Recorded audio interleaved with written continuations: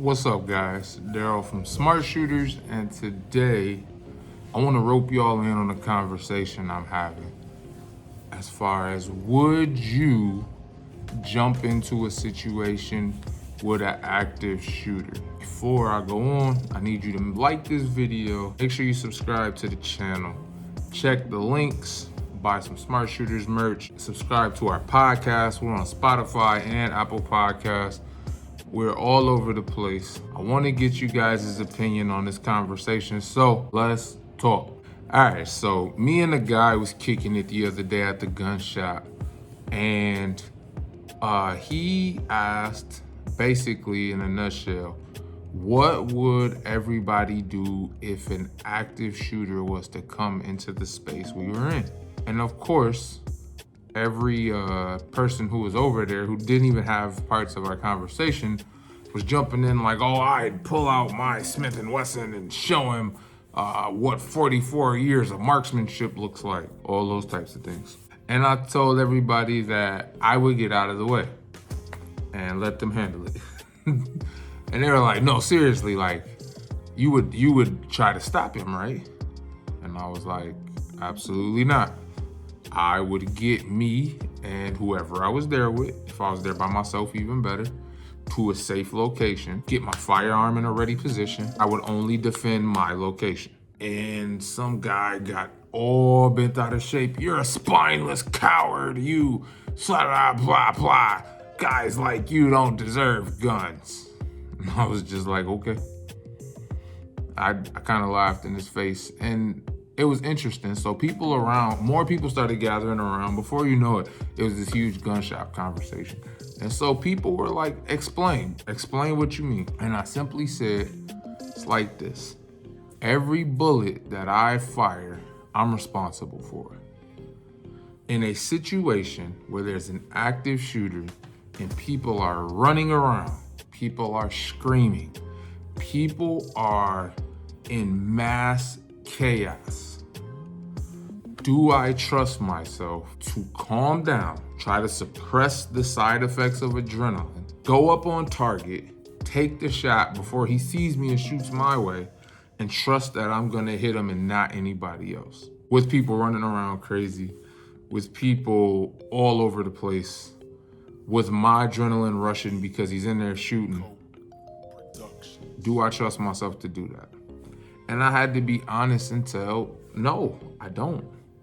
But what I do trust is with my firearm in a ready position, completely silent, secure in my location, that if he comes in my location, I have the element of surprise. I could spring into action and defend myself accordingly. Then I had people's wheels turning, because people were like, that makes sense.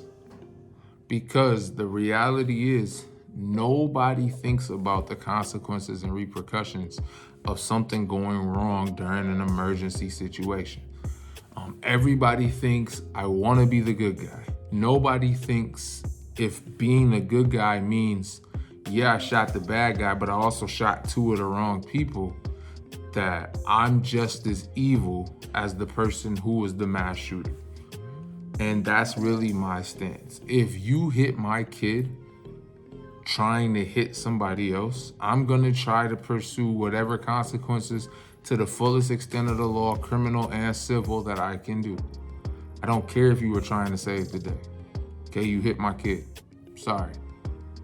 And that is the reality of the situation. So many people think, well, I'll be able to beat the case because I was trying to help. Good luck. Oh yeah, a lawsuit will never stick because I was trying to help. It wasn't my fault he came in there. No, but it was your fault that you threw a bunch of reckless shots out there. If you guys know anything about the effects of adrenaline on your body, auditory exclusion that happens, the tunnel vision, countless effects adrenaline has on your body, you would know exactly what I mean when I say I'm gonna get to a safe location and I'm only gonna defend the location I'm in. What I learned throughout the course of this conversation is that a lot of people don't have personal protection plans, because that actually is my protection plan in any situation I'm in, even in my home. If if I heard somebody roaming through my home at night, I'm not going to get up and go look for them. I'm going to get all my family into a safe location. We're gonna lock the door. I'm gonna defend that location, and I'm gonna call 911. There's someone in my house. Here's my address. Me and my family are in this location. If they breach this location, I am prepared to defend myself. Click.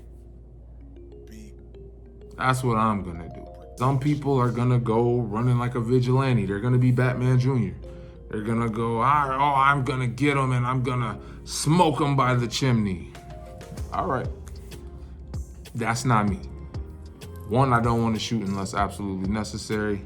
Two, you just gotta move different, man. You gotta have a whole complete protection plan. It cannot just be I pull out my gun and go bang.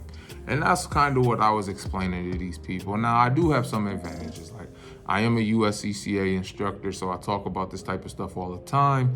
I do practice avoiding situations. Conflict avoidance is huge.